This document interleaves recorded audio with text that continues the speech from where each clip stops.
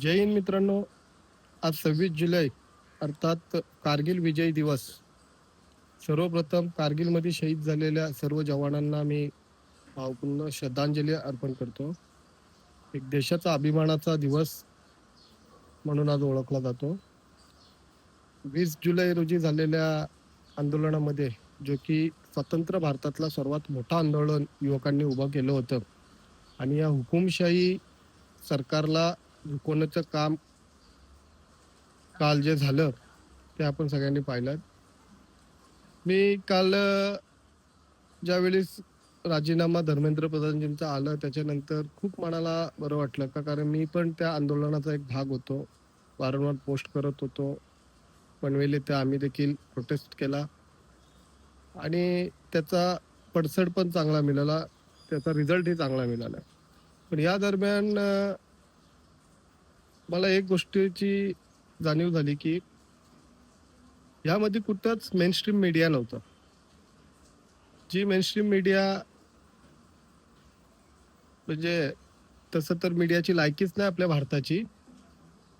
180 देशामध्ये 157व्या क्रमांकावरती आपली भारतीय मीडिया आहे. त्यांच्याकडून अपेक्षा देखील काय करणार, म्हणून तिला अख्ख्या भारतामध्ये नव्हे तर अख्ख्या जगात गोदी मीडिया म्हणून त्यांना बोललं जातं. मी जस्ट या गोदी मीडिया, मी माझं स्वतःचं सांगत नाही, पण मी असं सर्च केलं तर या गोदी मीडियामध्ये कोण कोण येतं, तर गुगल सर्च आहे. गुगल सर्चमध्ये असं आलं आहे की सगळ्यात पहिला नाव Republic Bharat and Republic TV, Zee News, Aaj Tak and TV Today Network, CNN, News 18 and News 18 India, Times Now and Times Now Nav Bharat, India TV, ABP News, Sudarshan News, Bharat 24, NDTV, असे या मेनस्ट्रीम मीडियाचे गोदी मीडिया म्हणून गुगलला सर्च केलं की येतो. आणि त्यांच्या अँकर्सचे नाव हेच सुधीर चौधरी, काहीतरी TR जेल वाले, अर्णव गोस्वामी ड्रग्सवाले, आमिष देवगन, अमन चोप्रा, गुल्लू, नविका कुमार, सुशांत सिन्हा, चित्रा त्रिपाठी, शिव अरोर, गौरव सावंत, रुबिका लियाकत, अशोक श्रीवास्तव, असे हे मेनस्ट्रीम मीडियाचे अँकर. असं मी नाही म्हणत, गुगल म्हणते काही गोदी मीडिया आहे आणि त्यांचे अँकर आहे. मला पोलीस प्रशासनाला या निमित्तानं प्रश्न विचारायचा आहे की एखादा झेंझी सरकारला अथवा तिथल्या प्रशासनाला एखादा प्रश्न त्यांच्या स्टाईलने विचारत असेल, हल्ली की माहिती आहे की झेंझींची भाषा कदाचित बरोबर नसेल, संविधानिक नसेल, एखाद दुसरा शब्द अपशब्द त्यांच्याकडून निघून जातो.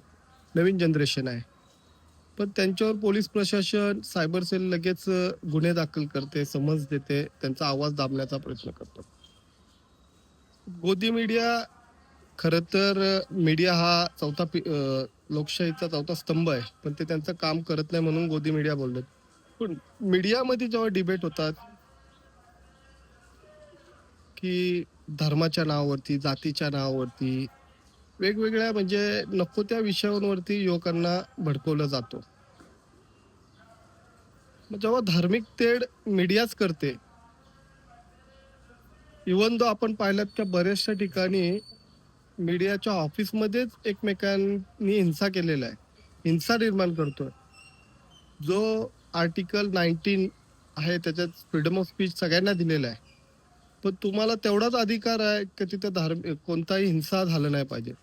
मग स्टुडिओमध्ये ज्यावेळेस डिबेट चालू असताना हिंसा होतो, बाहेर देखील वातावरण तसा खराब होतो, हिंसामय वातावरण भारतामध्ये होतं, तर पोलीस प्रशासन यांच्यावर गुन्हे दाखल का करत नाही, हा माझा सवाल पोलीस प्रशासनाला आहे. धन्यवाद.